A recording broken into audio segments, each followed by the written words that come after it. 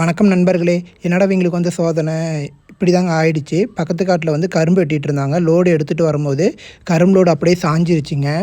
அப்புறம் போய் பக்கத்தில் பார்த்தங்க, அப்படியே கரும்பு லோடு ஃபுல்லாகவே சாஞ்சிருச்சு. இது எப்படி தான் எடுப்பாங்களோன்னு சொல்லி தெரியல.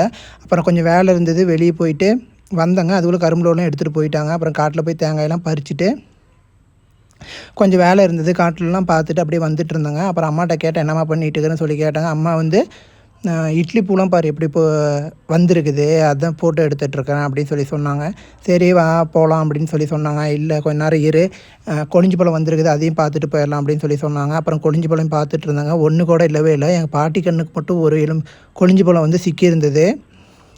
சரி அதையும் பார்த்துட்டு அப்புறம் வீட்டுக்கு வந்தாங்க. வீட்டில் வந்து எங்கள் அண்ணன் பார்த்தேன். எங்கள் அண்ணன் வந்து இன்றைக்கி வந்து நான் வேலை செய்யலை. எங்கள் அண்ணன் வந்து மாட்டுக்கொட்டையெல்லாம் சுத்தம் பண்ணி மாட்டுக்கெல்லாம் தீனி வச்சுட்டு இருந்தார்.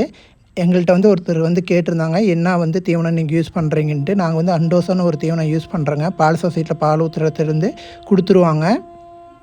அதுக்கப்புறம் கருக்காய் தவிடு வந்து யூஸ் பண்ணுறேங்க. அப்புறம் அண்ணெல்லாம் மாட்டுக்கு தீனி வச்சுட்டு இருந்தோம். அதெல்லாம் பார்த்துட்டு அப்புறம் எந்த வேலையும் செய்யாமல் இன்றைக்கி நான் சும்மாவே ஓபி அடிச்சிட்டேங்க.